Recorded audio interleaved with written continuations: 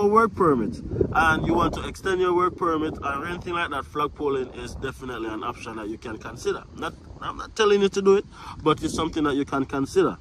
Now, because there's so much new public policy in terms of if you have a LMI, a job offer, you can convert your visitor visa to work permit.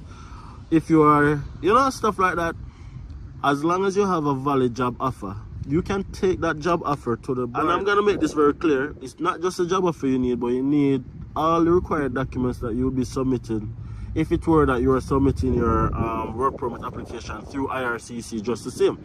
So you're going to show them that in addition to your job offer, you have qualifying work experience, which means that the job that you've been offered, you have experience in the field somewhat, relevant work experience they call it, and then that definitely will be what you need. You also